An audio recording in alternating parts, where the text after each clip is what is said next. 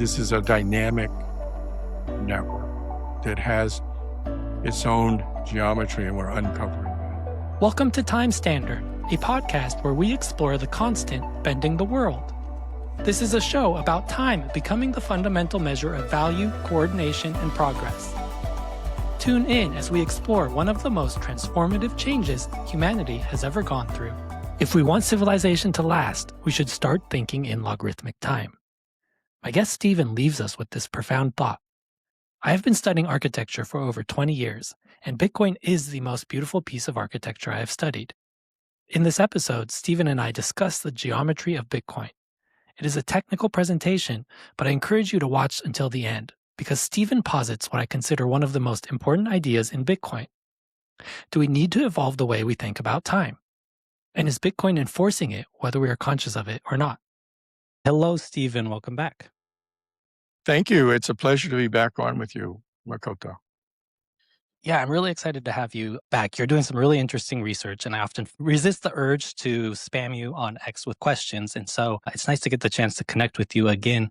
Today, I'm really just excited and hoping for you to share some of your ongoing research. And your role in research has evolved a little bit since the last time we spoke. So I was thinking it's worth asking for a little introduction again. Sure. Well, my background's in astrophysics early on, education and early research, and then I shifted into the high-performance computing, supercomputing world, and had a career in that for 3 decades. Worked for a number of the vendors like Cray and Sun Microsystems. I left the corporate world more than a decade ago, have been doing technology consulting as part of Orion X, and entered Bitcoin in late 2014. I think my early use case was, since I'm living in Southeast Asia, my early use case was foreign exchange.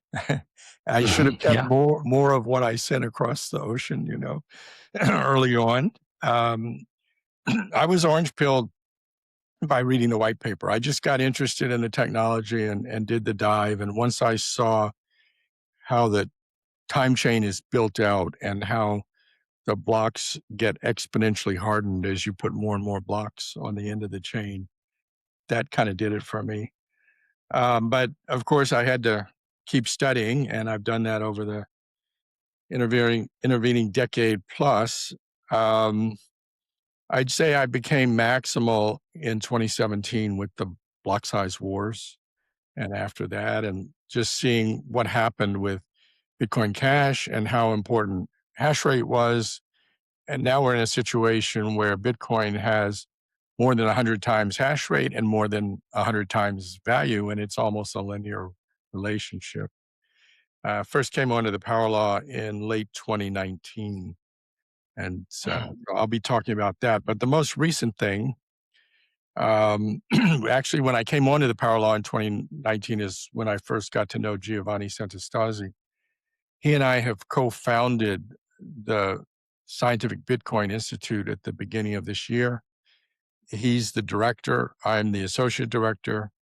We have offices now in Italy, California, and Thailand.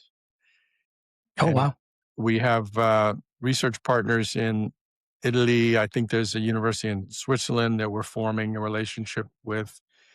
And there's one in Taiwan that we're in the process of forming a relationship with. So we want the scope to be broader than just the people at the Scientific Bitcoin Institute, but to have really serious academic relationships. And the group in Italy is at the Polytechnic of Torino, which is sometimes called the MIT of Italy.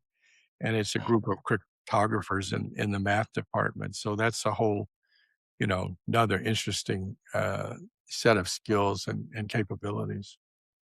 So that's what's been going on in the past number of months. And we've published our first paper, and Giovanni has published a book, The Physics of Bitcoin. I recommend people read it.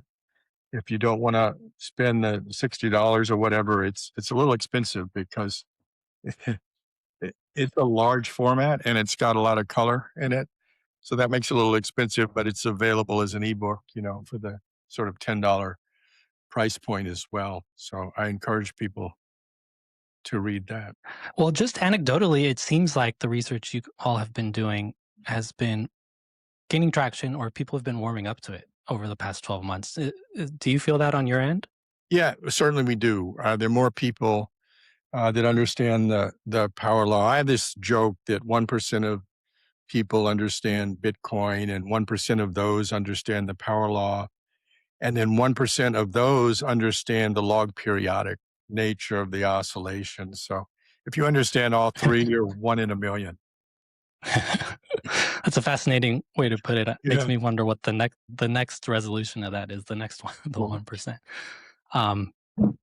Well, today I've asked you to discuss something I find personally really interesting. I asked you to talk about the geometry of Bitcoin, and intuitively, I've had this feeling that Bitcoin has this beautiful geometry architecture, but it's been more of an intuition. And as I follow your work, I feel like more and more you have been able to visualize the resolution of that geometry.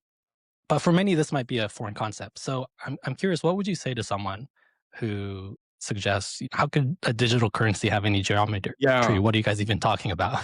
sure. Well, with your background as an architect and, how you followed Buckminster Fuller and so forth, you think about those things deeply and you have a lot of intuition about that as I've learned. And what we've done is we've come at it as physicists to understand how it behaves. And that behavior is the behavior of a network. And networks have structure.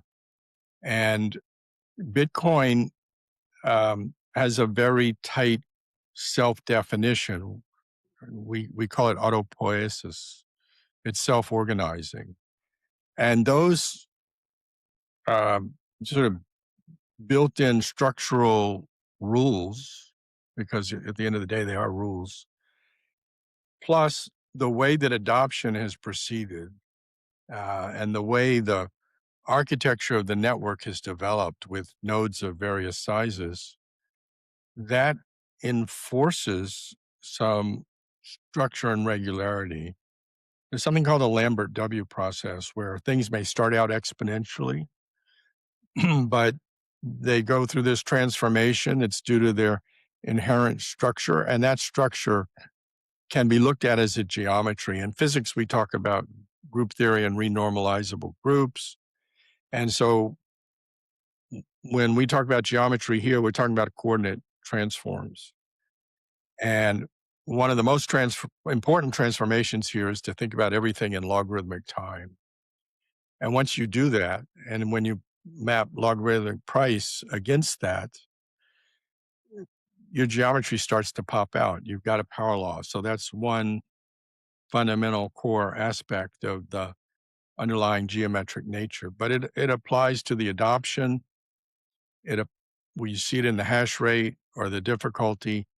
There are actually multiple power laws in there. And then there's the idea of both continuous and discrete scale invariance. So we'll go through some of that in these slides. Yeah, great. You mentioned Buckminster Fuller's work, and yes, I've studied that for a while. And one thing that he said that I've been marinating on for a long time is he said something like time and distance are the same thing. Or he would say, time is not a different dimension from the other three that we know about. It's not a different kind of dimension, it's the same kind of dimension.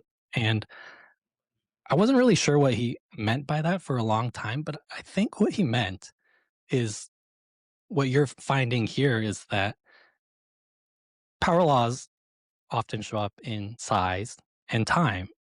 And we tend not to look at things in logarithmic time, but I think the point he was trying to make is that might be the right way to look at things. And I'm curious to see what you go through here, because my understanding is as you start to look at things in logarithmic time, they start to show up in an interesting way that might answer some questions about Bitcoin specifically, but maybe some other things in life as well. Does that make sense to you? Well, this comes out of relativity, and Einstein's spatial relativity showed equivalence of space and time. Hmm. Time's not exactly the same thing as space. I mean, when you write it out, there's a minus sign in the coordinates and so forth. And there are constraints on how you can move around in space and time. We're all constrained within the speed of light. Um, but yes, there is this equivalence, and there's a geometric transformation that allows you to transform space and time coordinates, and how you perceive space and time depends on your, uh, the observer's frame, and that frame is both a position and a velocity, and in fact, an acceleration when you get into general relativity. So that's when it becomes fluid between space and time. Gotcha. Well, before we dive in too deeply, I did actually want to ask you maybe more about your intuition about what the network is, about this network. It's super fascinating. I was just reading through your last post, and I loved your quote about Bitcoin may be better understood not as a conventional financial asset exhibiting cycles, but as a scale coupled nonlinear network undergoing recursive phase organization across logarithmic time. So I'm not sure if you wanna maybe address that now, or maybe as you go through your I, presentation, I you think kinda hit what on a lot of these I think things. we want to. It's a bit much, right? Oh, to dive right So in, I yeah, think it's better to go through, and then people can see the structure of how we get to that. But yeah, it's that'd be great. basically these two kinds of scale invariance: the continuous, which is the power law, and the discrete, where you get some interruptions, and those are the oscillations or the bubbles, and also the troughs. The variability around the power law is discrete. And that may be where the contact is between the outside world and the endogenous nature. So you can have Hmm, exogenous shocks, and Bitcoin's geometric structure can kind of resonate with those exogenous shocks. And we actually need to understand that process better. And that's one of the things that we're going to be investigating in the framework of the Scientific Bitcoin Institute. wonderful. Well, with that, maybe I'll let you get going here. Okay, let me make it full screen. Uh, so this show is called Time Standard, so my title is A Logarithmic Time Standard, question mark. And, I looked up a couple of days ago as I was updating slides here and putting it together, what block would we be at when we're speaking? And it turns out that sometime while we're speaking, it will be block 949 to 949. So for people who like, numerology, that's kind of interesting. Um, but if we want to talk about log time, the log of the number of blocks is almost 6, right? It's 5.9777. So you can see how close we are logarithmically to reaching 1 million blocks. And Oh, that'll yeah. be that'll be an occasion for some celebration. Fascinating. Okay. So here's some of the topics I want to look at, see what we have time for. I'm starting with suggested reading because um, and I misspelled suggested already, but some people may leave partway through. I want them to go to the reading. So I'm going to do that first. Yeah. And then I'll talk about autopoiesis and what that means. It's a relatively new word that was coined a few decades ago. And then scale invariance, continuous and discrete will be a running theme of most of what we talk about here. Bitcoin's power law, a lot of people are familiar with. That's continuous scale invariance. How does it arise? We have now demonstrated that power law nature with a dozen different techniques, several of which are in our first scientific paper that I'll show the title of that in a moment. And I'm going to talk about Bitcoin versus gold as well as Bitcoin versus dollar. I've just got my latest Bitcoin gold results updated and some more in-depth analysis of those. And I've just posted in the past 24 hours a Substack article about that. We'll talk about an affine test, which is a test for the geometry and the nature of that. It's one of these dozen methods, actually. And then I'll make an analogy with relativity and how time slows down when you speed up in special relativity or when you're in a very strong gravitational field. And it's not a precise mathematical alignment, but it's an analogy. So I'll talk about that. And we'll develop more this log periodicity and the evidence for that. That's discrete scale invariance.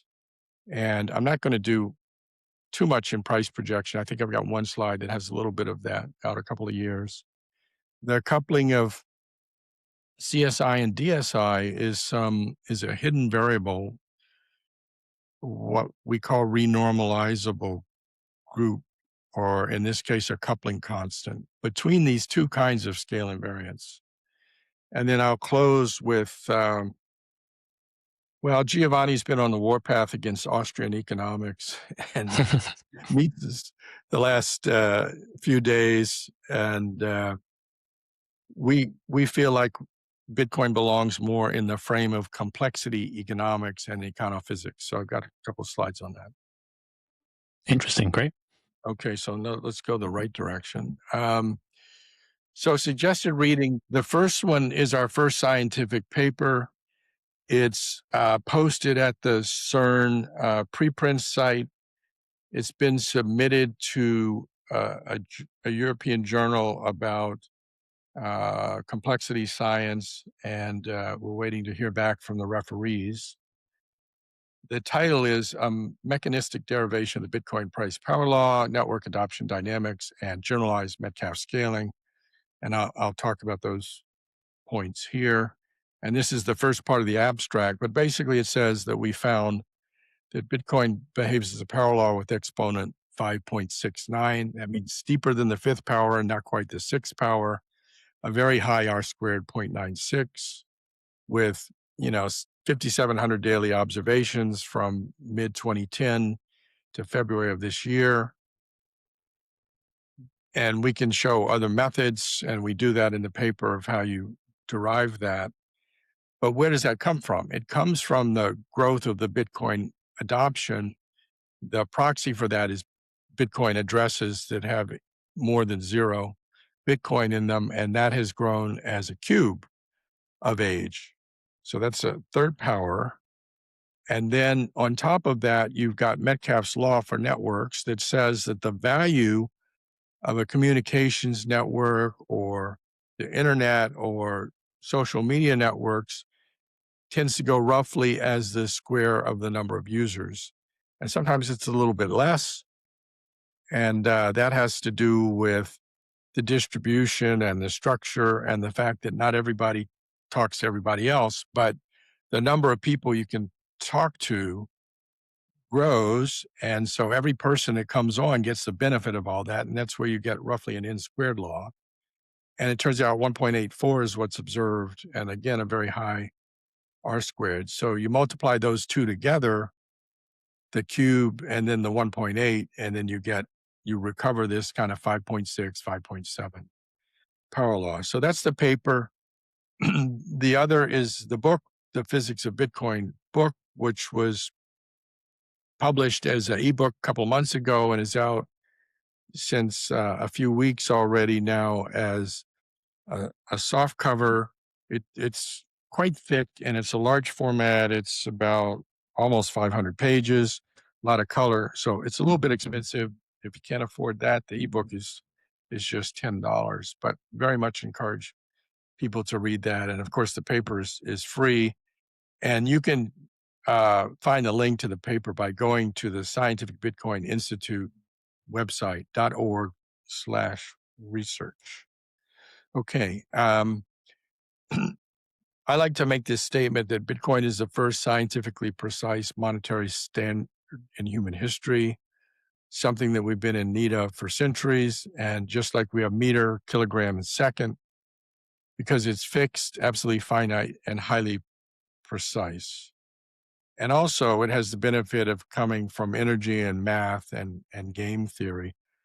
So it's built as a secure standard. You can't tamper with it, just as we, keep the the standard aluminum bar or whatever it is in Paris for the meter. And, it's kept under lock and key so nobody can tamper with it.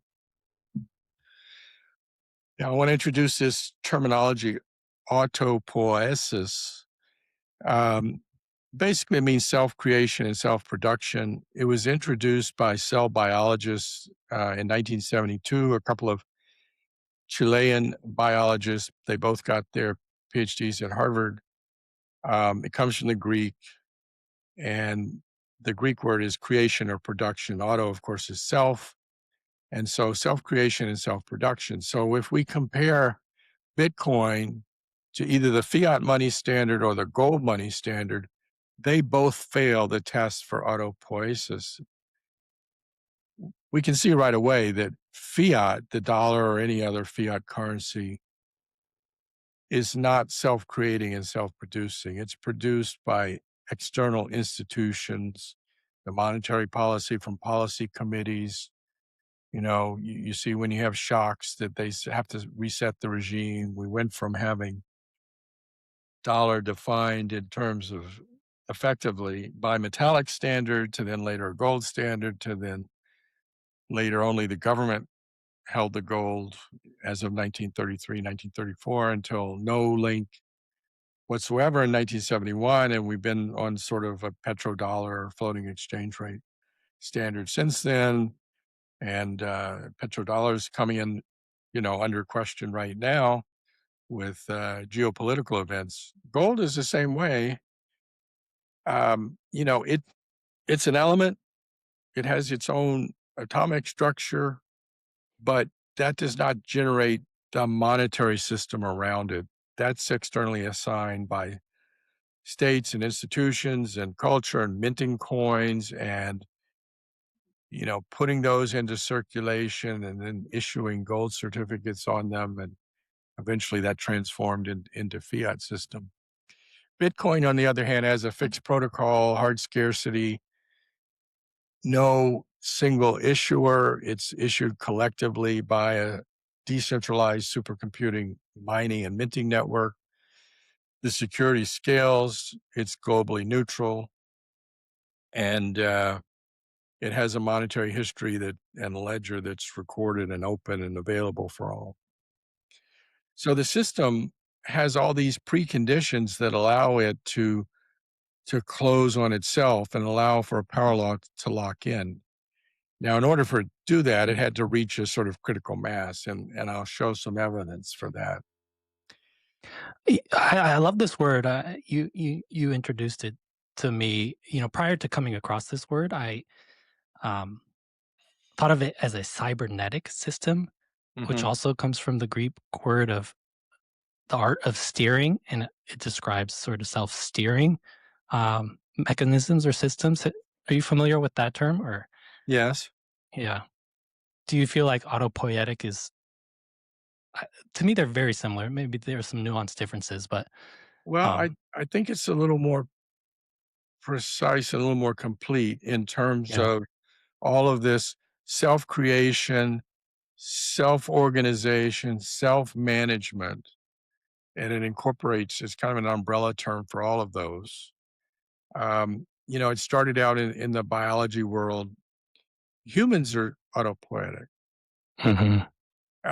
Living cells are autopoietic. I mean, inside the cell, DNA and, messenger RNA manufactures the proteins, right? So the resources come into the cell, but once they're inside the cell wall, it's self-managing and it reproduces the RNA. It manufactures the proteins and it maintains the metabolism.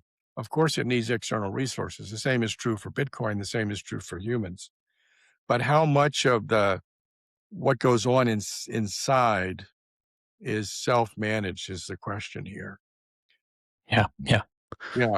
So it's an informational system. It's a communication system, and it's strongly autopoietic in those terms. If you ask ChatGPT, you get a slightly different view from Claude. Claude claimed that the Bitcoin network is more autopoietic than a human. I don't know. Stars are autopoietic even. I mean, the Huh. core is self-managing for the thermonuclear fusion that's going on, right? And the pressure of the outer layers causes density and temperature to rise. And then the fusion creates energy, radiation pressure, thermal pressure, and that causes the core to expand, so you have this contraction that's gravitationally driven, and you have this expansion. It's in this balance and maintains that balance under self-control for billions of years. Okay, it's really easy to establish a power law. You can do it with 4 data points. So I just took the price at the 4 halvings. So we've got 4 prices and 4 dates. And of course, you run a regression, you get a very high R squared, you get 0.998. So that's a little suspect. But the p-value is extremely small. It's definitely following something like a power law. The confidence interval is wide in terms of the slope because you only have the 4 data points. But it's very easy to recognize that you've got something like a power law. So both axes are logarithmic, and it's just the block count on the x-axis in logarithmic terms, and it's the price on the y-axis, and the values are all labeled here, and the best fit is 6.1. So, it's off by a little bit, but it's very much within that range of that 95% confidence interval. And Huh. And why 4 and not 3? yeah, you can do it with 3. Oh, You could say, I'll just double. So I'll do it at 210, 420, and 840K blocks heights, right? You get the same answer. You can see that the third data point at 9K is right on the line. It's not going yeah. to change the answer. But I just happen to say, well, because until you know that time is behaving logarithmically, you tend to think linearly, right? Mhm, I mhm. just say, okay, the 4 halvings, everybody understands that. So I'm trying to prove the point that you don't want to really be plotting in log price versus linear time most of the time, or at least you don't get as much understanding if you do it that way. You get more understanding if you plot it in log terms. And this is, I think, the first log candle chart in history for Bitcoin. I've never seen anywhere a log candle chart. So Mhm. this has log price versus log of Bitcoin age. And why do I say 3 logs? Because these candles are not of equal duration. They're of equal log time duration. So every candle bin width is 0.1 in log 10 age. And if you do that, I think there are 11 candles here. 9 of them are green. One of them slightly red. One's quite red. You get a slope of about 5.8. So 11 data points, and you recover the power law. And the dash line and the dotted line are the ordinary squares and the quantile regression fits, which are around 5.7 to 5.86. So the first bin is only 0.37 years, and the last bin is 3.7 years. If one wants to see an equal proportional rise in Bitcoin's value, you have to become more and more patient. So why a power law? Well, nature loves power laws. There are 4 fundamental forces of nature, and both gravity and electromagnetism are 1 over r squared. So they're inverse power laws of the square. But in fact, the strong nuclear force, um, if you look at between quarks and anti-quarks, is a 1 over r squared term. And then there's also a spring term, a stiffness term that limits how far a quark and antiquark can be separated, and that keeps them confined in the protons and neutrons. And the weak force has a couple of terms that are power law-like and some exponentials because it's about decay. So it's got both exponential and power law in it. But everything is emergent from physics, from particle physics into atomic physics into chemistry and eventually into biochemistry. Here are 7 examples of power laws in biochemistry, protein-linked distributions, interaction networks, evolutionary genomics. And then when you get up into socioeconomic distributions, you see it as well. And you see it in cities, you see it in income and wealth, firm sizes. You see it not in stock returns overall, but you see it in the tails of those. And you see it in the way COVID-19 spread. So networks, communications, social do have power law structure. And the best known is Metcalfe's law, which is the square of the number of nodes. And here's one, which is just between GDP per capita and energy per capita. So this is very much socioeconomic. And what you find is that the GDP per capita goes as energy to the 2/3 power, again, per capita. And this is over a quarter century. So what you have is for each country, you've got this kind of path that's in some color as to how they evolved from 1991 to 2024. So this is a collection of both many countries across all the continents and a lot of time, but they all end up on this kind of power law. And, you know, Qatar is up there, way up there in energy, right? As well as GDP. Hmm. Macau is a special case, because all they do is move money in the casinos. But in general, things sit on a 2/3 power law. Yeah, interesting. I've never seen this actually tracked through time and or the path. It's interesting. Right. Yeah. So these things are persistent. Okay. So in particular for Bitcoin, first we start from Metcalfe's law, going roughly as the square of the number of nodes. It's n times n minus 1/2, which is a square law where n is the number of users. So our proxy is the number of Bitcoin wallets, and we find that it grows as the cube of the age. And the details of that are in the paper that I referenced, for your future reading that you can find on the scientificbitcoininstitute.org website. But even as uh, the number of wallets is sort of flattened out, what we find is that people have been adopting custodial solutions, in particular ETFs and treasury companies. And what you find is that the number of coins held by ETFs and treasury companies has been growing as a power law as well. And so what's happened is the wallets have become fatter because they're basically custodial wallets.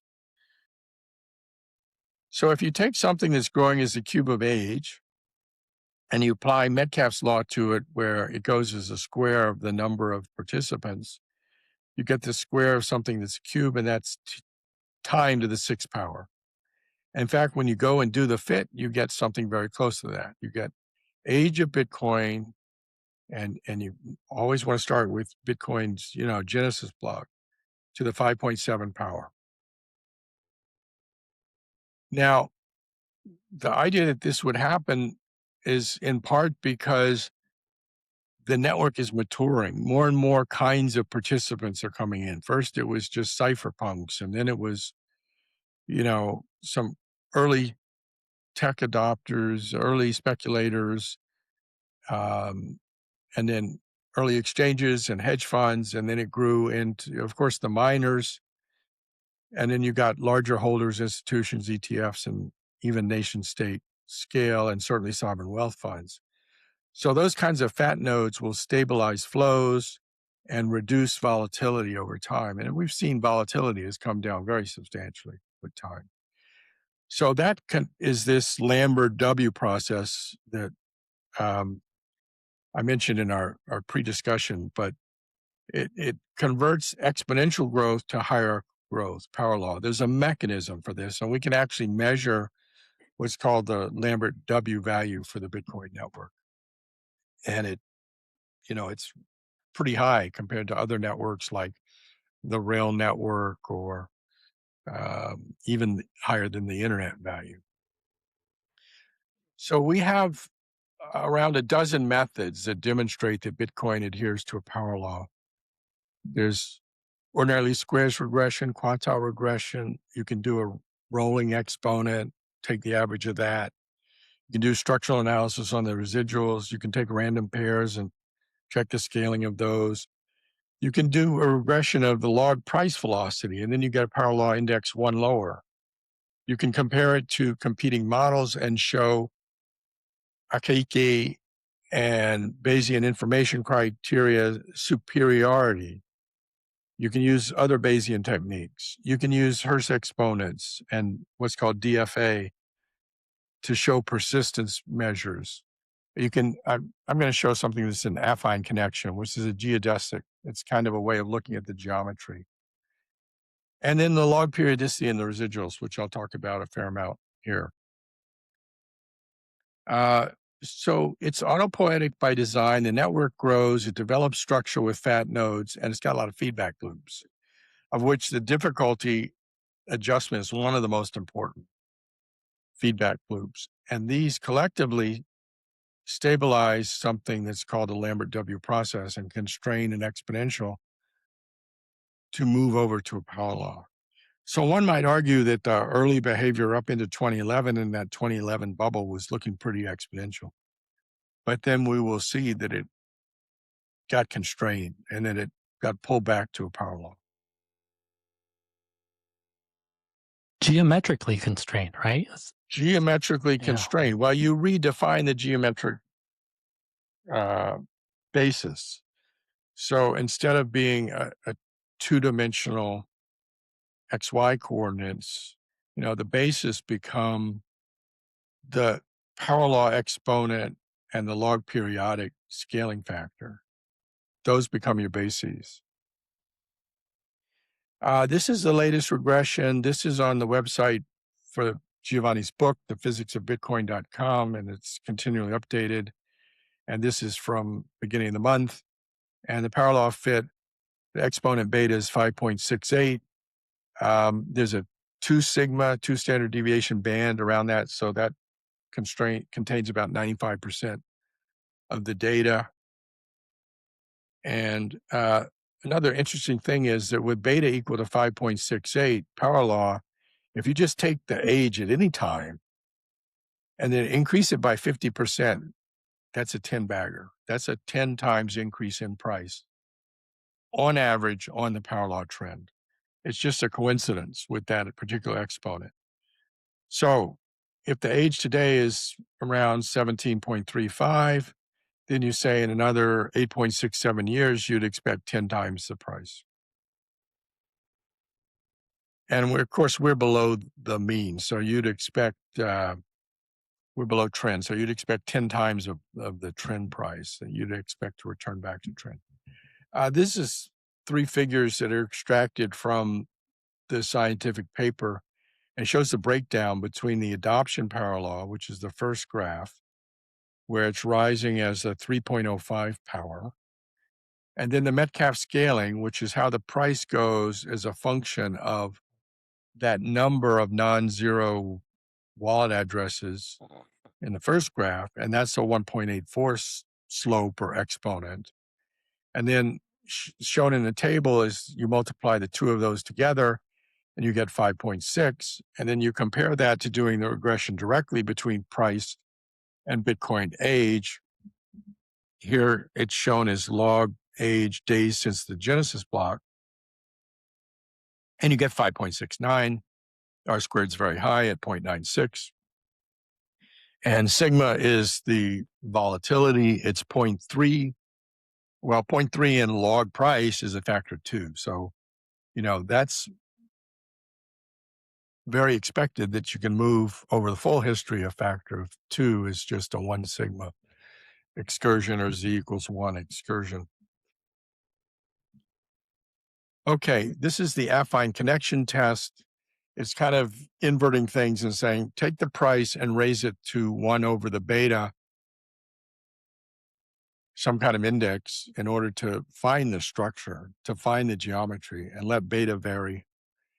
And when you do that, I've got it graphed for all these different choices from k equals 1 up to k equals 7, which I called it k here, but it's beta. And the best fit in this case was 5.75, which is the line that runs through the price history. So that's a log price versus log age as before. And then I've got a finer grid down on the inset that runs between 5.4 and 5.6. And it showed a best fit, with different steps of 5.7. So the answer is somewhere, in this case, with this affine test, between 5.7 and 5.75. And in the right-hand chart, I've plotted that out. And what you're doing is, on the y-axis, you're plotting r squared, the goodness of fit, versus the choice of the beta or the k, which is the scaling coordinate. And you find that it flattens out, between 5 and 6. And the best fit value is around 5.75. Again, a very high r squared. So this is really a geometrical test.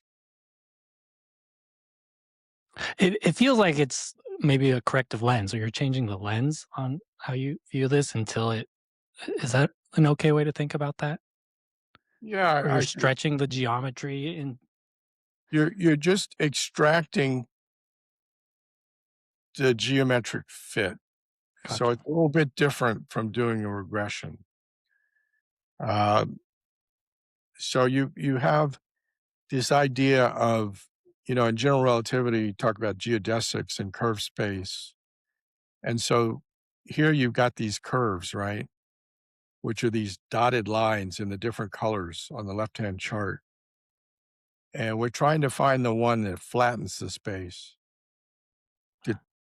It's a metric transformation.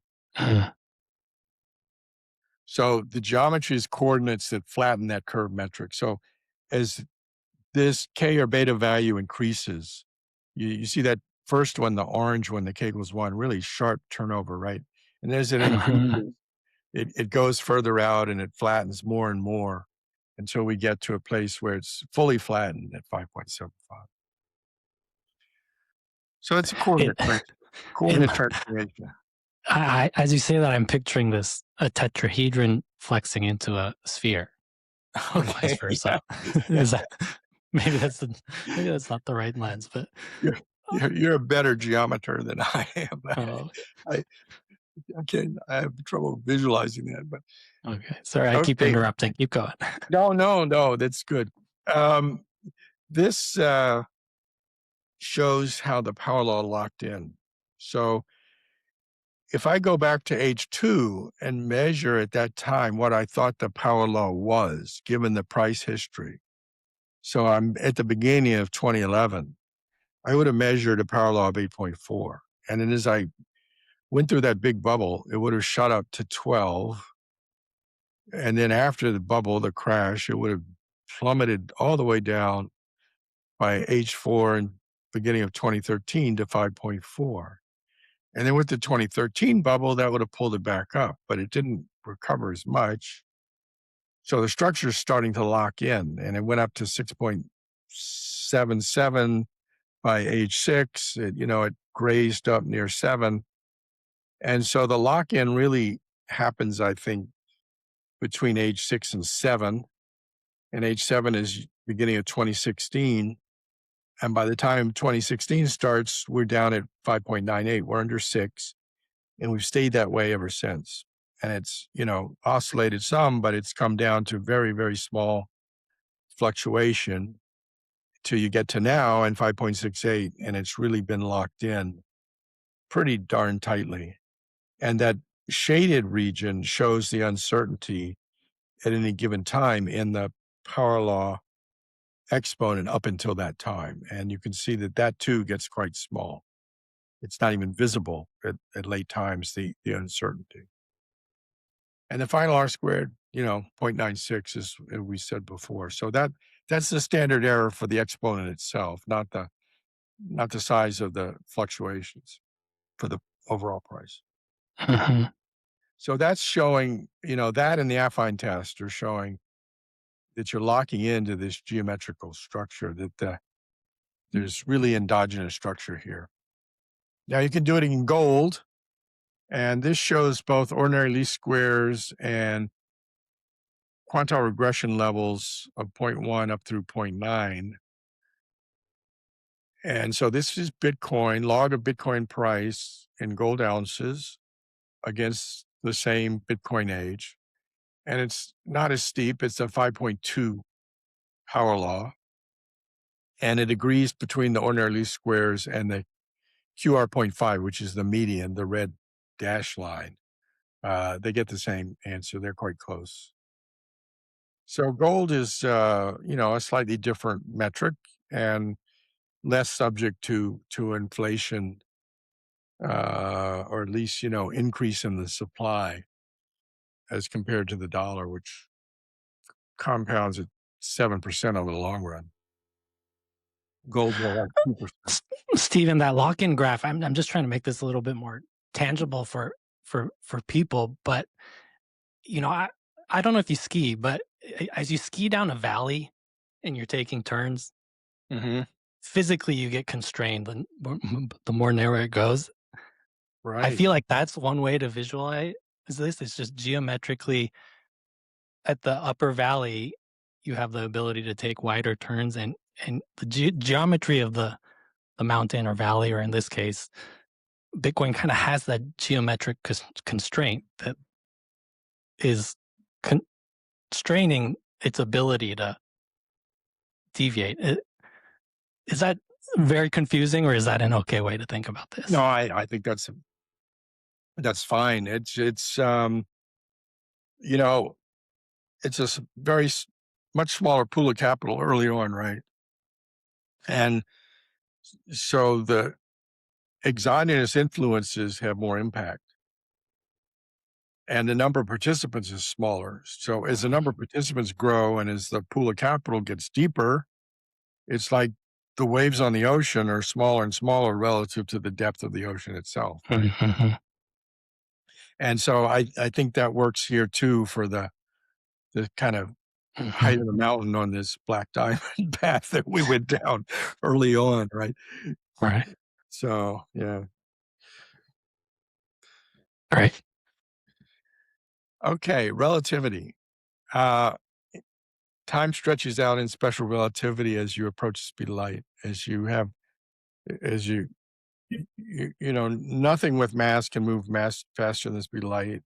Photons only move at the speed of light unless they're in a medium, but then really they're getting absorbed and re-emitted. So basically, if a photon in free vacuum moves at the speed of light in any frame of reference, but if you have mass in your frame of reference, the clock slows. So if you fly to Proxima Centauri in a rocket and, you can reach 0.9 of light speed, then you're going to age less than 4.3 Earth years by the time you get there. And there's sort of a relativity going on here. We've got time what we care about is the log of time. So if price is a power law, and then you just take the log of both sides of the equation. So you just have some constant age, t, raised to the power of beta, then log p equals log times that constant plus beta times log t. The exponent comes down and becomes multiplicative. And so you get an equation that looks like c plus beta tau, where tau is a transform into logarithmic time. So if I double the age, tau moves by 1 unit. So tau moves by 1 unit, if I go a factor of e, but let's make it simple. Let's just talk base 2. If I go 2, 4, 8, 16, in terms of tau, that would be like counting 1, 2, 3, 4. 1, 1. Yeah. So it's a logarithmic metric. And relativity, the clock's slow with your velocity according to this Lorentz factor equation with gamma. It's got inverse square root of the square of your velocity divided by c squared. Bitcoin, the clock slows with the scale age itself. So every double in age means a price ratio increase of 2 to that power.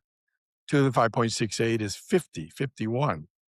So to go from 80K to 4 million now means you have to double the age from the current 17 to 34. So that takes you out to 2043. So that's when you would expect to reach the 4 million time frame. Or as I said before, if your age increases by 50%, which would be 8.7 years, almost 9 years, that takes us to, 2034, 2035 to get 10 times. So to get, close to 1 million.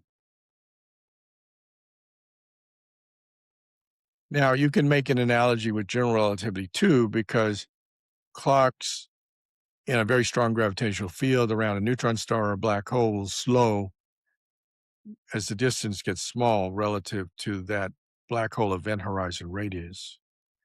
And it's got a relationship square root of 1 minus the event horizon radius divided by the distance you're at. And so it's like Bitcoin is falling toward a maturity horizon. So Bitcoin age went from 2, 4, 8, 16.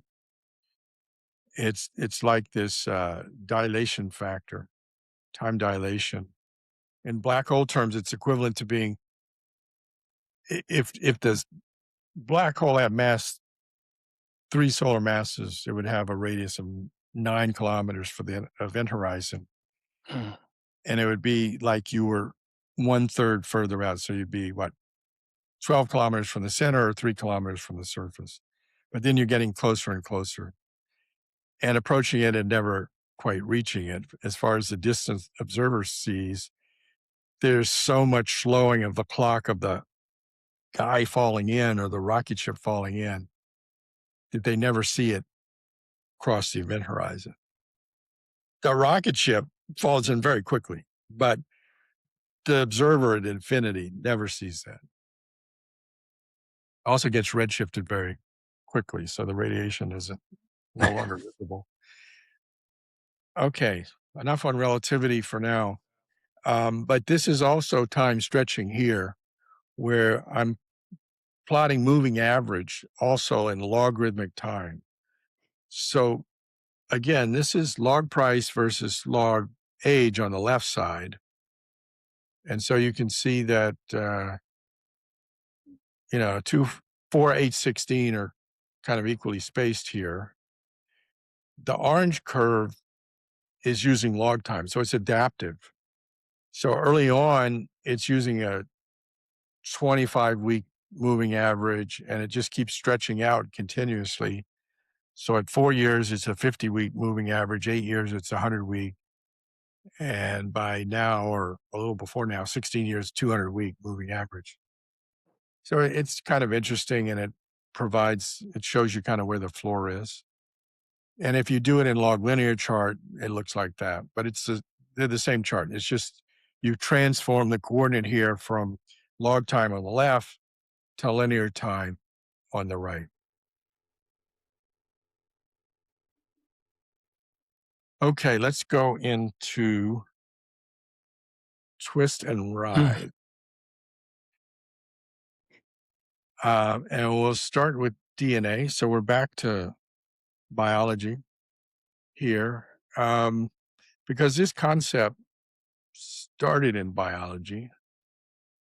And the idea is to look at the helix, the DNA helix, double helix, where you've got, these base pairs connected across. And it turns out that one turn of that helix averages out to be 10 and a half base pairs. So that's one cycle.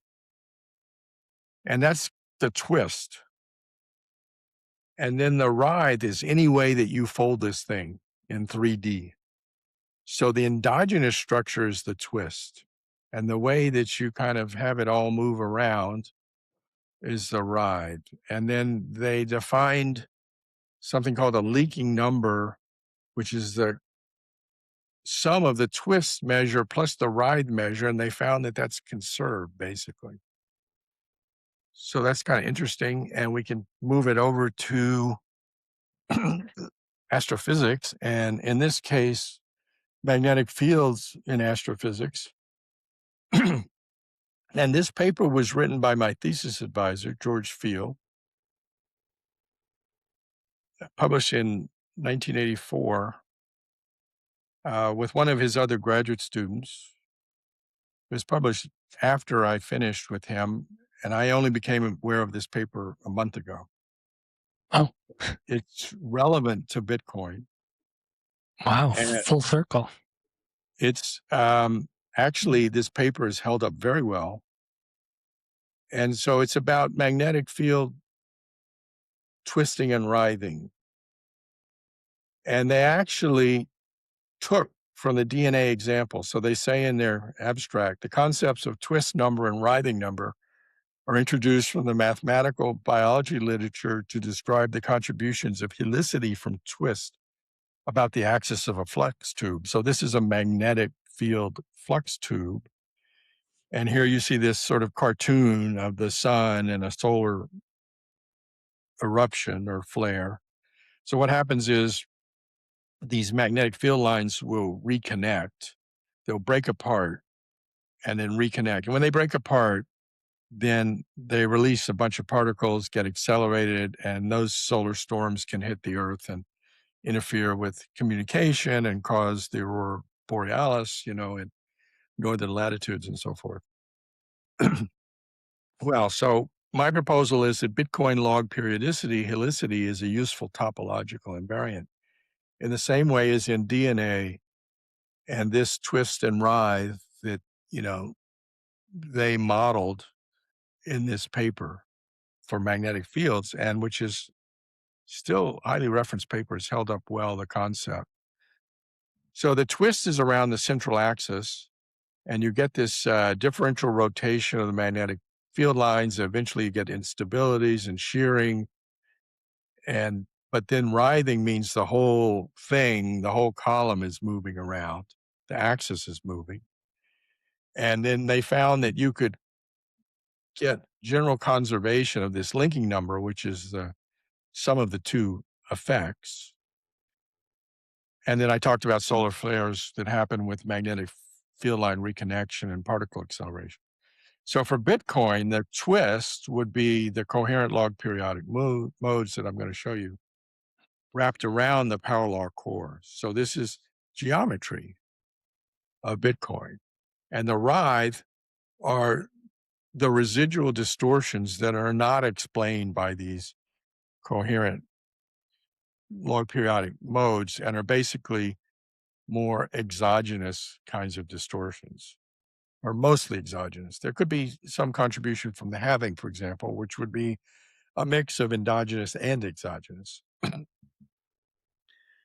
So let's get into discrete scale invariance. Now, Is that the coupling constant? Are you going to talk about that? Because that's I relative. am, Yeah. yes. And It's fascinating.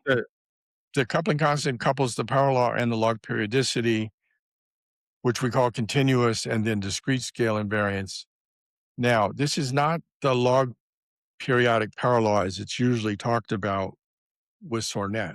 Sornet did talk about this kind of stuff, but his usual log periodic power law is to look at a single bubble and to analyze that, to see how oscillations come closer and closer until you reach a critical event and then a crash. So it's more like an avalanche or an earthquake, Hmm. or a stock market crash, or even a Bitcoin crash, an individual bubble. But that's where you're moving up to some future time that's a critical time. Well, here we don't have a critical time. Our critical time is the origin, it's the genesis block. So everything is log periodic away from that. So the oscillations are spreading further and further apart in time, not getting closer and closer. So this is Interesting. log periodicity for the whole history. It's a mirror image, essentially, or the temporal transformation. So it has the same kind of structure where you have a cosine of a frequency times log time plus a phase. So the equation is price is equal to the power law, which is a constant times time raised to this beta exponent times a factor uh, which and um, could be one or could be multiplicative positively or negatively.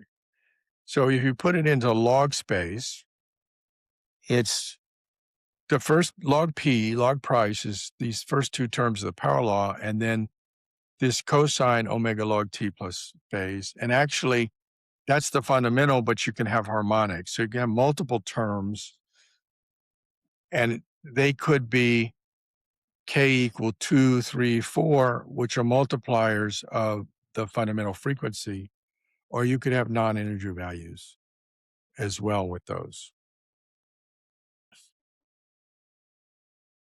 Okay. Now let's get to the sandworm analogy. The twist is the rotation about the direction of travel. And the sandworm has all this ring segmentation. And the analogy there is the log periodic oscillations. The centerline path is the power law backbone. And then you can have the phase of the rings, that's the twist. And the large scale bending of the worm up or down or,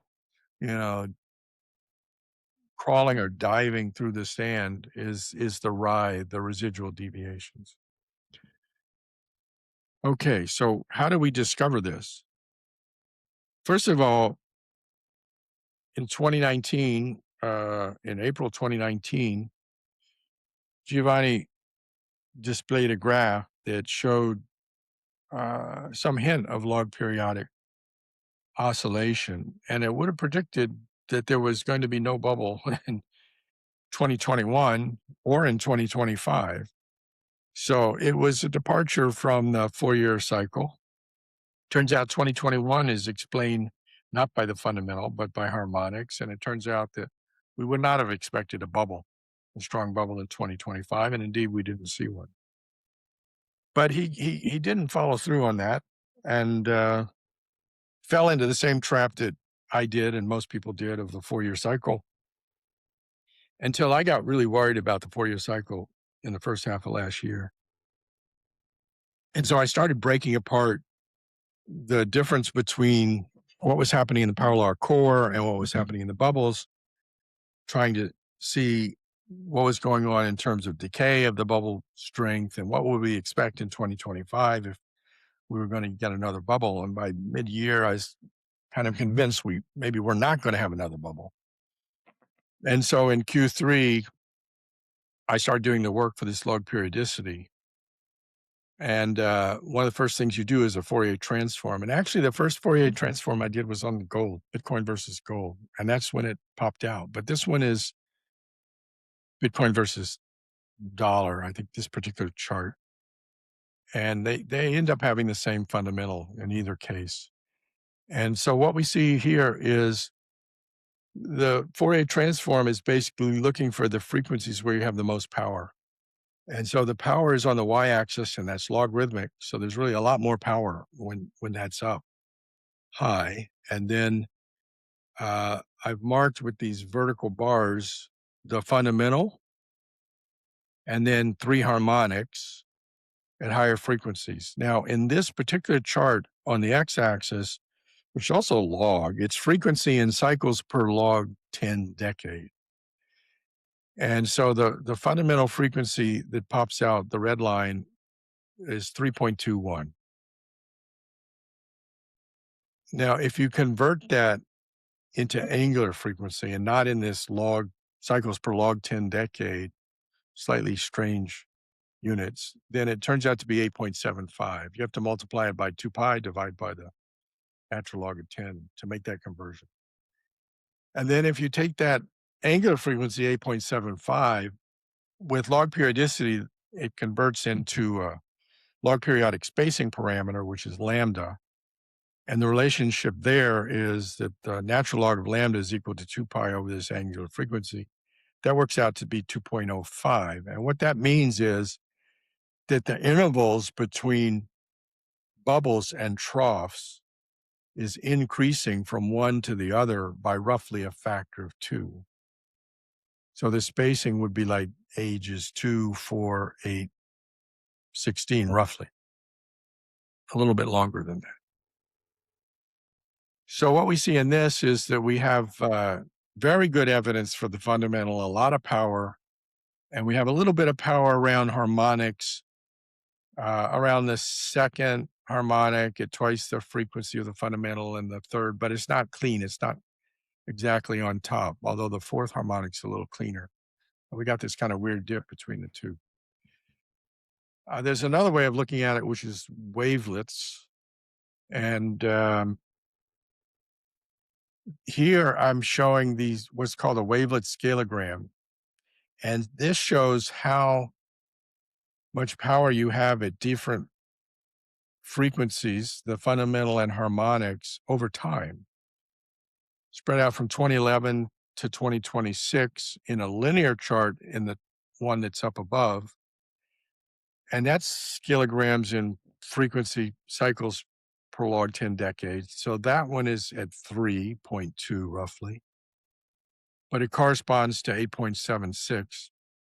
And what you see here is that the fundamental, you've got power all the way across, but you've also got some power indicated by the lighter colors, the greenish and yellowish colors, up into the harmonics, particularly the first two, but not falling directly on the harmonics necessarily.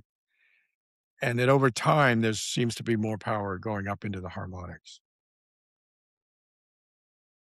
The lower one actually is on the omega scale of angular frequency, but it's at the same location.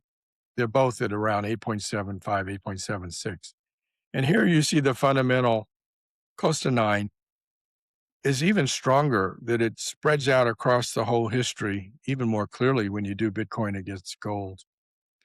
But again, there's some power, particularly early on and then later on, that's going into harmonics near the 2 times fundamental and 3 times fundamental. So that's another way of showing what we saw in the FFT. So this is geometrical spacing with lambda of around 2. And it turns out that this happens a lot in natural phenomena, including earthquake foreshocks and rock fractures, turbulent cascades in fluid dynamics, volcanic tremors, even in financial bubbles. But again, those are more these individual kind of bubble analysis. So it's a little bit different measuring system in population collapses in ecology. So lambda equals 2 is quite a typical kind of value. And the fact that it's so clean is really unusual for something that we consider a financial asset. This shows how it evolved and how it locked in over time as well. This one is done with yet a different test. So we had FFT and we talked about the scalegram with wavelets. Well, this test is called the Lom-Scargill transform. It's kind of similar to an FFT, but it's better suited to unevenly spaced data. And this, I use weekly data. Well, you'd think, well, that's linearly spaced. That's evenly spaced. Well, no, it's not, because you want something that's evenly spaced in log time. It's not evenly spaced in log time. So you use a Lom-Scargill transform to kind of account for that. And we get essentially the same answer. We get 2.01 as the present value, but you can see that it started out smaller early on at age 3 and into age 4. And a lower lambda is a higher frequency, which means more frequent bubble kind of behavior. And the R squared for this at the final fit is very good. It's 0.96. And it locks in at around age 6, around the same time that the power law index locked in. So what we're arguing here is that we have defined the fundamental geometry in two dimensions. One is the power law exponent, continuous scale invariance, and the other is this log periodic scaling, and the parameter for that, which is locked in as well. Okay, well, how does that work if you start fitting the log periodicity to the data? What does that look like? So here what we've done is we've subtracted out the power law behavior, and the gray line is only the residuals. So it's the price residuals in log terms, log 10 terms. So if it's 0.5, that's a factor of 3 in price variation above the power law or below the power law. It never gets quite that low, except very early on. And then I'm comparing here in the larger left-hand chart the Bitcoin residuals in dollar terms against the best fit linear model, which is the blue line. And you can see it's regular because I've got a linear scale in time in this case. And I've also got decayed amplitude to allow for the fact that the volatility has come down. And then the orange curve is a two mode, a fundamental and a higher mode discrete scale invariance. And the green line has three modes. And I think you can see that you have a better fit with the DSI, with probably the two mode and certainly with the three mode fit. Statistically, it's better with the two mode. We fit the 2011 bubble better. We fit the 2013 peak timing better. We fit the 2017, end of 2017 peak, although not the amplitude all that well. There's a mini bubble at 2019. We capture that. And then there's a bubble in 2021, which is a double bubble. And we don't fit that as well. Actually, the linear cycle does a bit better there. But we get the downdraft in 2022, 2023. And we kind of see an upturn, happening in 2024, certainly in 2025 and into the present. And we don't really capture the downdraft very well, but it's, statistically consistent. So that's the left chart. The right chart is Bitcoin versus gold. And here I've got, I don't have the linear one on this fit, but I think I'm going to show the statistics for that. But I've got just the fundamental in the blue line, and then I've got two models with two modes, but these modes are not at the linear position. They're not at the harmonic that's twice the frequency. It turns out you get a better fit using something which has got a little symmetry breaking. It's called in this case, a 4/3 or 5/3 times the fundamental frequency. And then I've got one that combines both of those, which is the red line. And that, of course, has the best fit. And it all fits pretty well. It doesn't explain the very deep downdraft that we got at the end from the middle of 2025 on. It's also optimistic for us in the sense that all those models have turned up and are suggesting that we should get some recovery. But overall, it looks pretty similar to what we see Bitcoin versus dollar. I see. And this is what you covered in your latest Substack, huh? Right. The latest Substack has this chart and the details.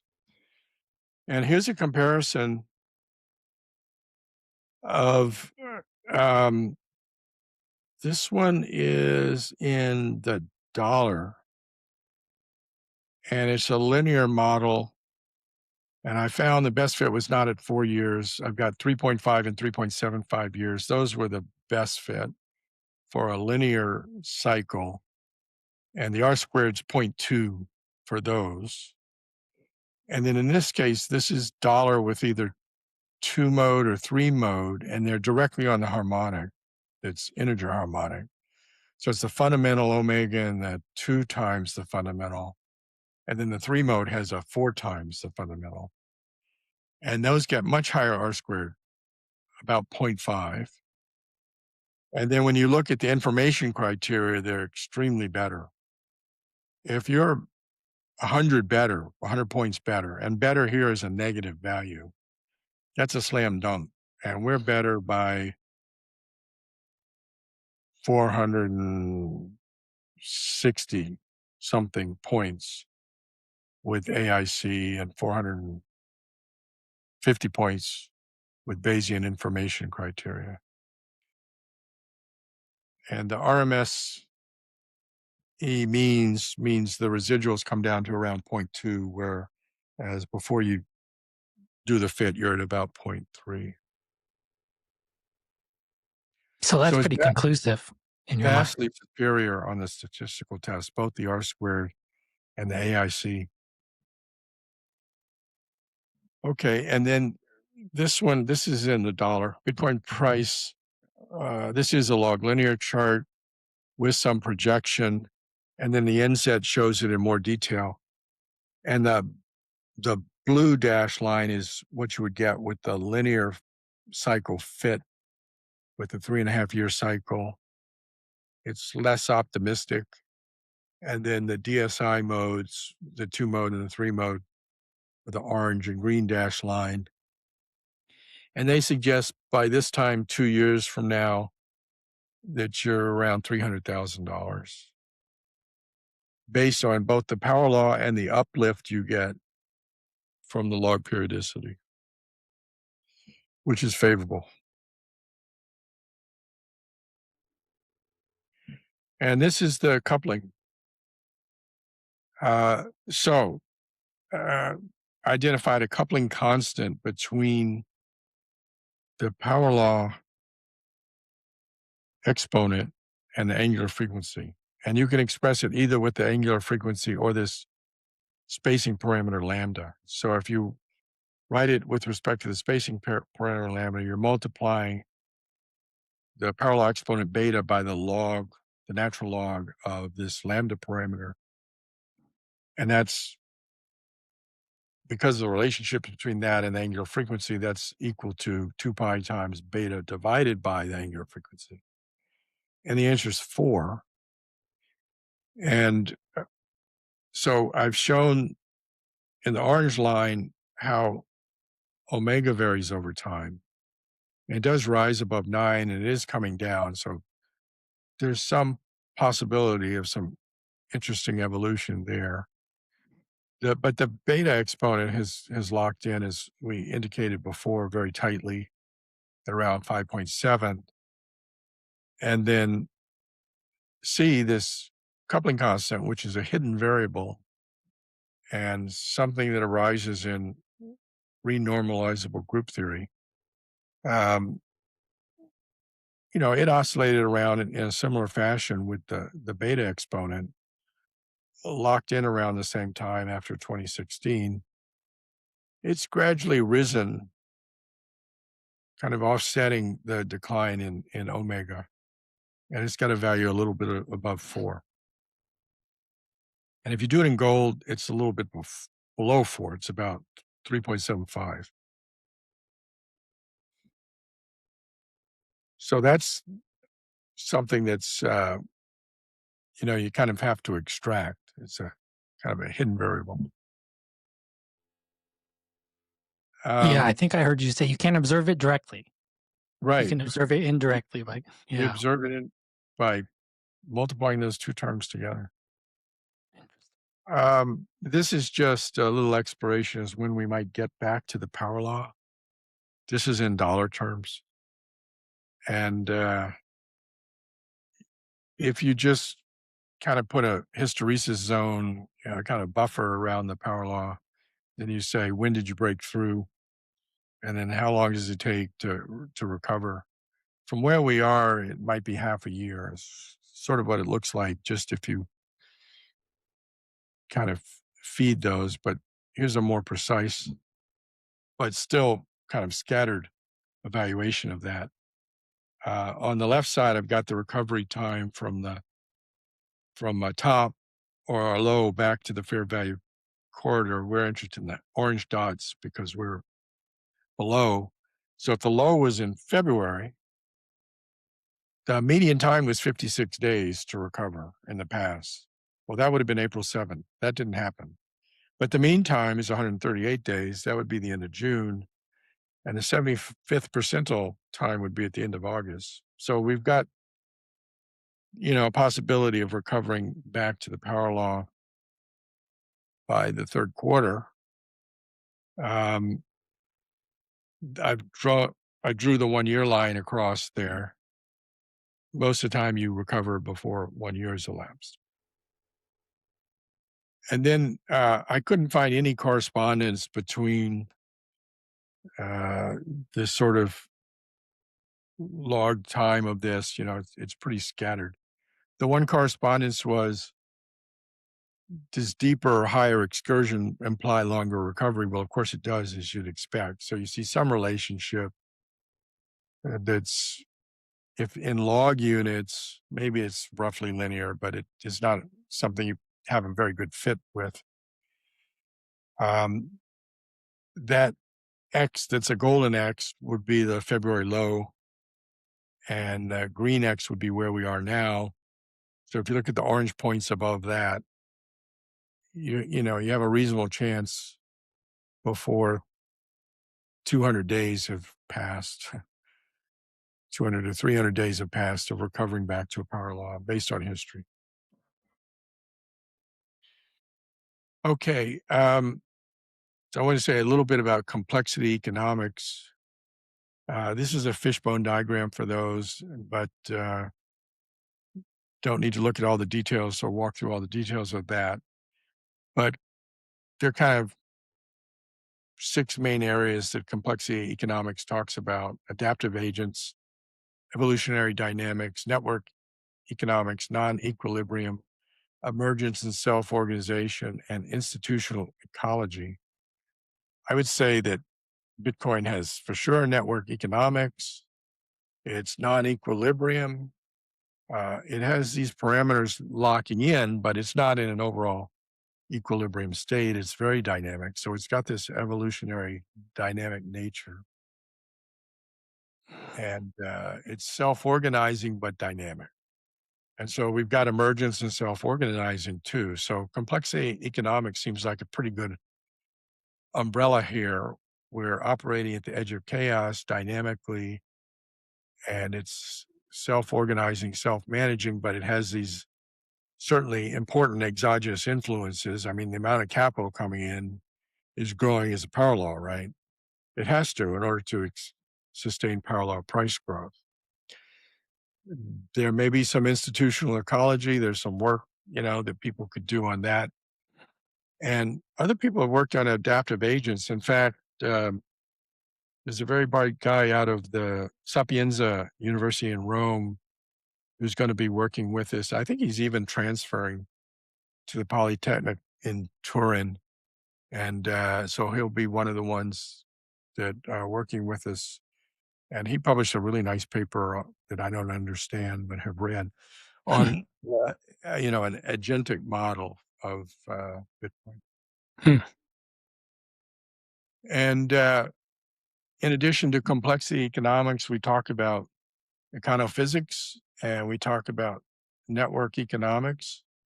And I think purely Bitcoin manifests pretty well into the econophysics frame of statistical mechanics of markets. And people talk about fat tail returns, when they're modeling stock prices and so forth, and log periodic power law, the crash models, analogies with econometrics, and certainly the cascade contagion models, wealth degree, scale-free distributions.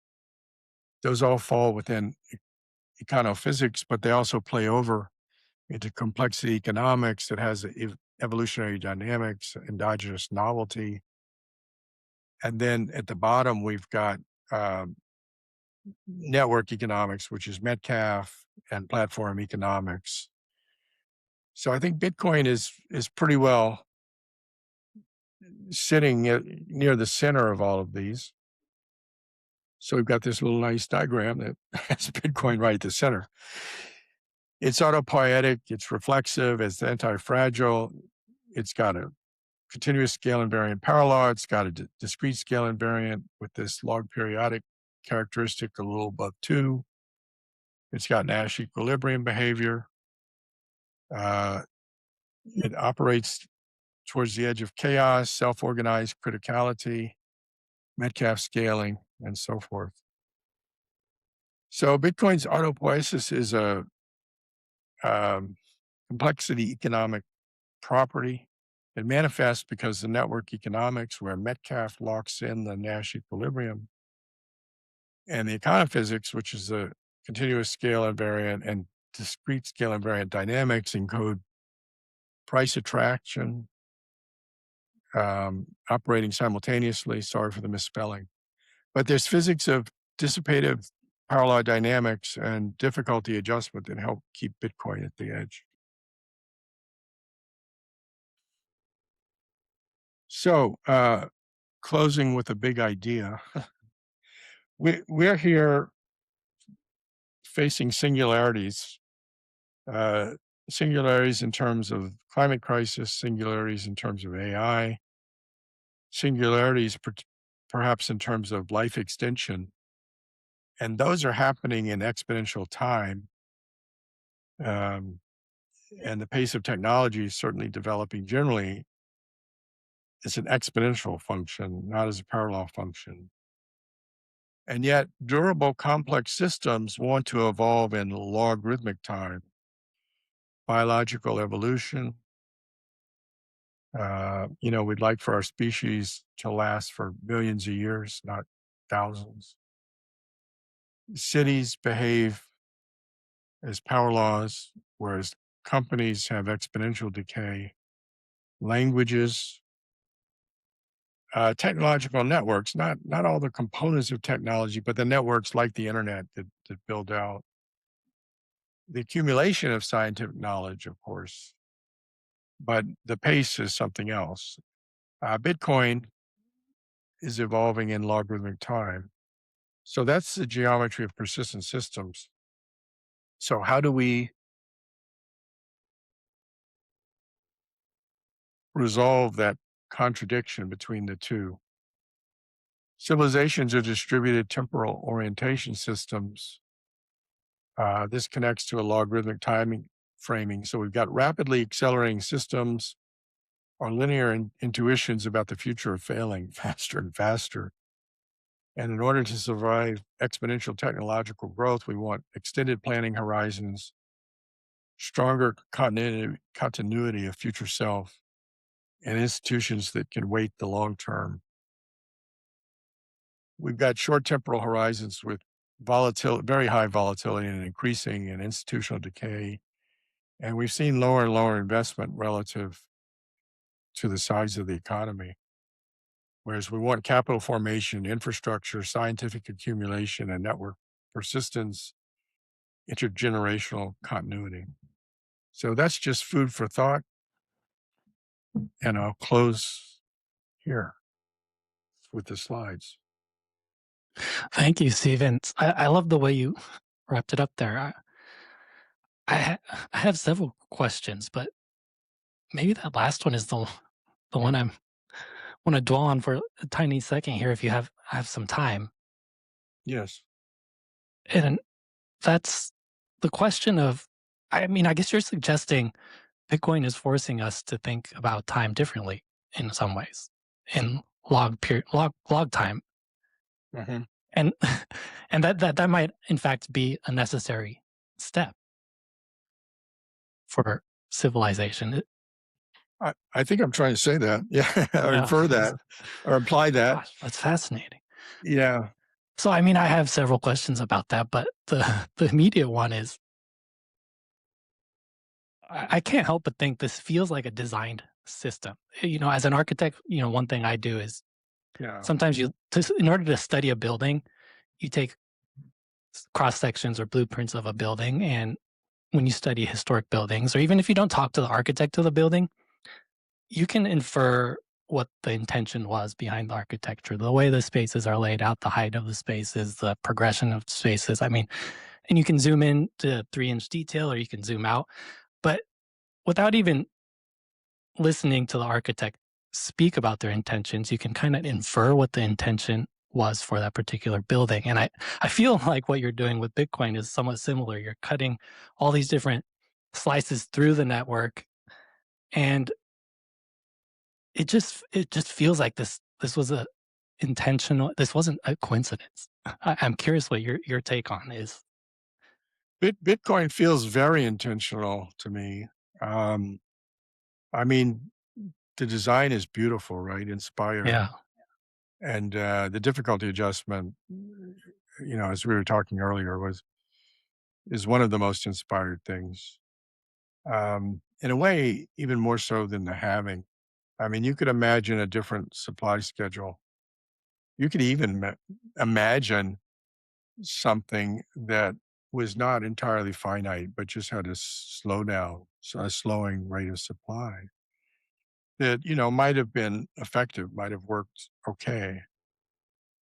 Bitcoin would not have worked without the difficulty adjustment, would not have worked at all because technology has advanced 10, 12 orders of magnitude as you've gone from CPUs to GPUs to FPGAs to ASICs and faster. The ASICs compounded by going from a couple of machines mining and minting to now several million, right? So the compounding of both of those, it had to be able to scale the difficulty adjustment going from 1 to over 100 trillion, or the hash rate going, up to zettahash. And that kind of ability to scale, one, the completely open ledger, two, the open source of the code, three, the immaculate conception with no Bitcoins that have moved, five, the fact that this is security and money, both. Six, the fact that the creation is put into the hands of the people and not any government, and that it's global. These are all very intentional design choices. Mhm.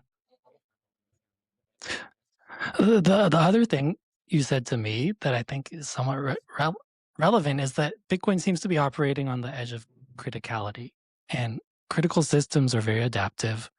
I, Mhm. I feel like I would argue the existing system or civilization is subcritical in that it's kind of rigid, and in some ways that can provide the illusion of stability, but it's not very adaptable. And so Mhm.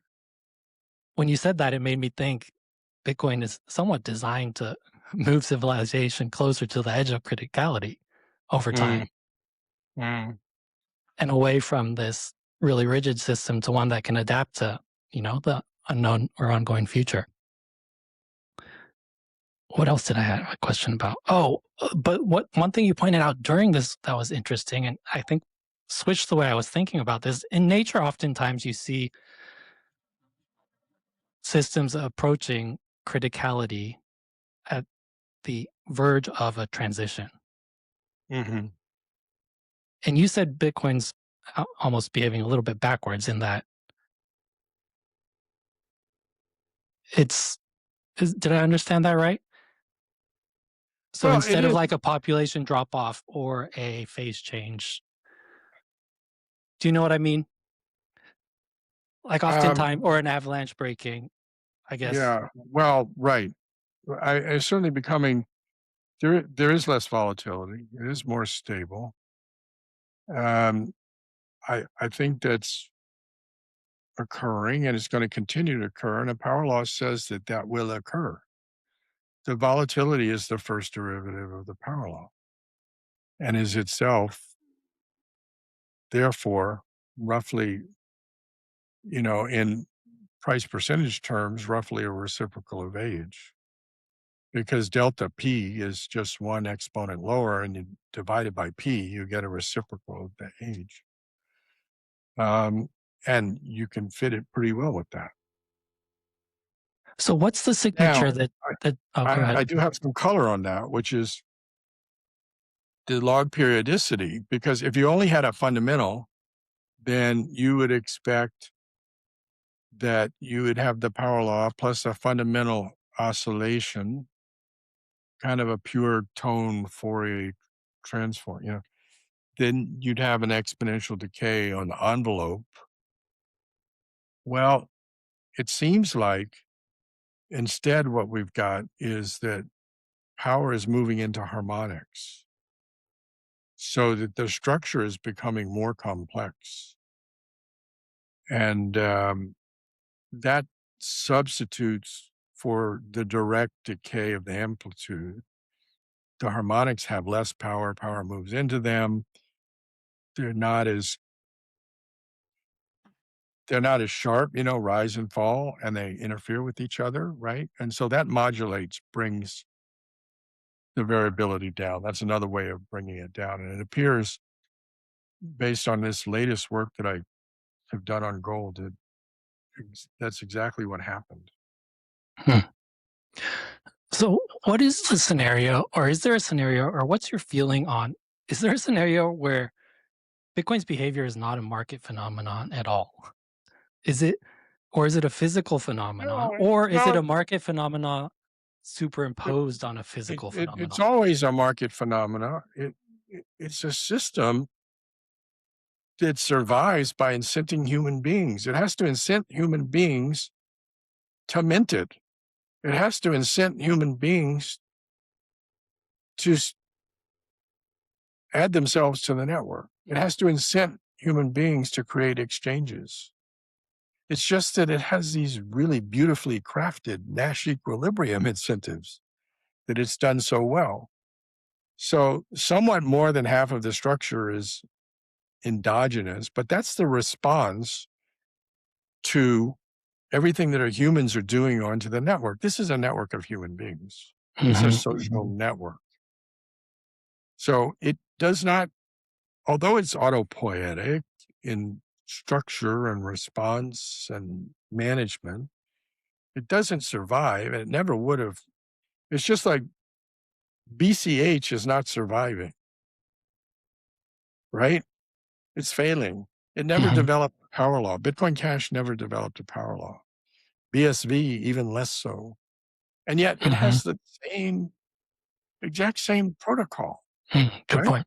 It has Nakamoto consensus protocol, but it never incentivized enough humans to create a network that had sufficient structure and fat nodes that it could escape from an exponential rise and fall and convert through this Lambert W process, as it's called, into power law behavior and become self-sustaining, to lock in that structure and become self-sustaining.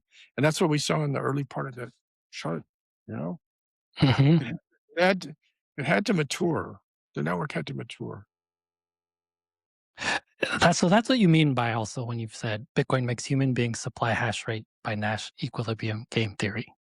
Yes. Yeah. Gosh. Well, it's super fascinating. I have a number of questions. I guess maybe one more before we leave, because I think I can save several of them. But the log periodicity that you're finding, you said it's endogenous to the system. Is it that the halving schedule is forcing that? I know halving is linear periodic. Yeah, it cannot. It cannot, You cannot get a log periodic response from a linear input. What you can do, there is, you can have some halving signal. In fact, I did find in the dollar, I did find a signal at 3.8 years. And 3.8 years has been the average duration between halvings. But it's small. There's not that much power in it, but there is a signal there.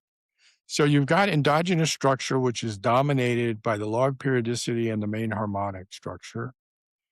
And then you've got some structure that can be explained by linear cycle halving, but it has lower power, much lower than the fundamental and also lower than the early harmonics. You can also get some explanatory power from looking at the financial conditions index, which is a very rapid series. It comes out weekly. And Bitcoin, as we know, responds very rapidly, at least in its smaller price movements. The ones that only move $10,000 at a time. So those things happen, and what they're doing is they're hitting the system, but are they resonating? So sometimes the halving will resonate constructively, and sometimes it'll be destructive because it's out of cycle, right?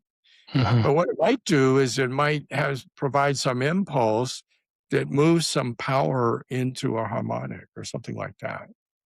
And that's what we don't understand yet. And, long-term liquidity movements certainly will matter somehow as well, but they're slow. They're quite slow. And there is some subharmonic stuff going on here that might explain some of the 4/3, 5/3 that we're seeing. We just don't know yet whether that's like interference with subharmonic structure or whether it's liquidity, which is quite a slow impulse. Well, Stephen, I love the way you wrap this up with a very provocative question. I'm looking forward to sleeping on that one. I'm curious as we wrap up, what are the other things that are top of mind for you? Or what are the biggest questions on your mind that you look forward to thinking about? I find these questions every week. Yeah. New. Yeah. It's like, I don't know Yeah. today what I'm going to be doing 2 weeks from now because I just follow this stuff and I'm just completely fueled by the curiosity around it. I feel like I'm getting a pretty good handle on the discrete scale invariance.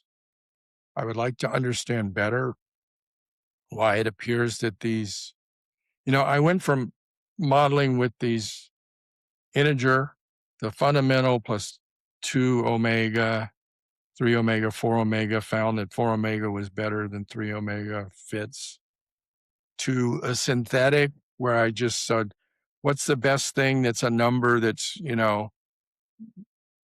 above the fundamental? And so I found a synthetic that was 2 point something. But it's intriguing that there seem to be these fractional modes at 4/3 and 5/3 in particular.